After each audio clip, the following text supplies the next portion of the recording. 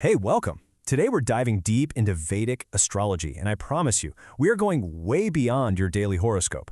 We're actually going to explore a framework that ancient seers use to understand the very purpose of our lives. So yeah, let's get right into it. For most of us, this is what astrology is, right? It's that little blurb in a magazine or maybe a fun pop-up on our phone. But what if that's just the absolute tip of the iceberg? What if it was originally meant to be a really profound tool for understanding ourselves? And that really is the huge difference we see here. In the West, a lot of the time astrology is treated as, a bit of fun. But in India, it's seen as a serious, profound science. It's a guide for navigating life's potential, used from the moment a child is born to help parents understand how to best support that child's unique path.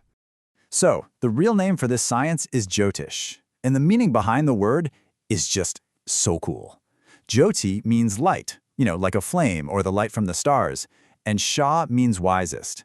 So Jyotish literally translates to the science of light. The whole idea is that it's knowledge that can illuminate our path and, get rid of the darkness of ignorance. Now, to really get what this science of light is all about, we kind of have to zoom out, way out, because a Vedic birth chart isn't just a snapshot of this life. Nope. It's seen as just one single chapter in a much, much bigger story that spans many lifetimes. The source material gives us this really beautiful way to think about it. Our life right now is just one single pearl on a long, long necklace. The idea is that our soul reincarnates again and again.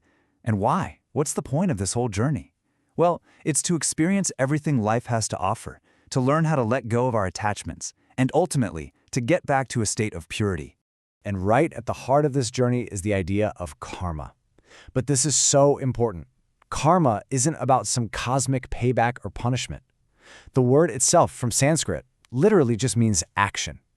It's the universal law of choice. That's it. Every single action we've ever taken, every action we're taking right now, and every one we will take, that's our karma. And it gets broken down into 3 levels. Okay, so first, imagine this huge, vast storehouse. That's your Sanchita karma. It's the sum of all your actions from all your past lives. Now, for this lifetime, you're given just a little piece of that to work with. That's your prarabdha karma. It's your destiny, the hand you've been dealt. But, and this is the part that matters most, you have kriyamana karma.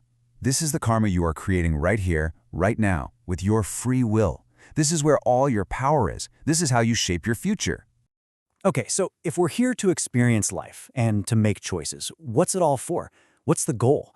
Well, Vedic astrology offers this amazing framework for that very question, and it's built on 4 fundamental purposes for human life. We can call them the 4 pillars of life. And these pillars are basically the cornerstones of the whole system. They represent the main reasons a soul would even choose to be born in the first place. Think of them like a blueprint for living a truly meaningful life, covering everything from our jobs and our desires all the way to our ultimate spiritual goals. All right, let's break these pillars down, because this is really the heart of everything. First up, we've got Dharma. This is your personal duty, your unique purpose, that feeling that this is what I'm meant to be doing.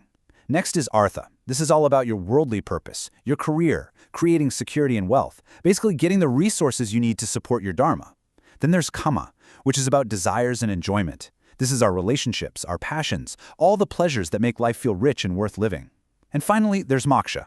This is the drive for spiritual liberation, for enlightenment, the search to finally break free from the whole cycle. And your birth chart, that reflection of your prarabdha karma, is said to show which of these pillars is a major focus for you in this particular lifetime. So we have this incredible philosophy of karma and purpose. But how does Jyotish actually, map it all out? How does an astrologer look at a chart and see this blueprint? It all comes together right there in the birth chart. You've got the grahas, or the planets, which are like the core energies. You have the rashis, the zodiac signs, which add the flavor and show how those energies are expressed. And you have the bhavas, the houses, which show where in your life all this stuff is going to show up. But then there's another layer, one that's even more detailed. And that layer is the nakshatras. These are 27 lunar mansions, these little sections of the sky that are behind the zodiac signs you might already know. They add this incredible level of detail and nuance, and they're believed to map out the soul's specific karmic journey against the background of the fixed stars. So, what's the big takeaway here? What does this all mean at the end of the day?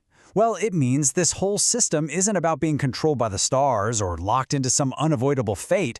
It's about having a guide. I think this quote from the source material just says it all perfectly. Vedic astrology is not man being controlled by the stars, but man using the stars to enhance his life. The whole point isn't to feel trapped. The point is to understand the cosmic weather, so to speak, so you can use those energies to make better choices and live a better life. It's a partnership, not a prison. So really, Jyotish is presented as this amazing journey of self-discovery. It's a language, a tool to help you understand your own karmic blueprint, to see your unique potential, and to consciously choose your path to fulfill the very purpose your soul came here to achieve. So I'll leave you with this question to think about. Looking at your own life right here and now, duty, success, desire, or liberation, which one of these 4 pillars do you feel is calling your name the loudest?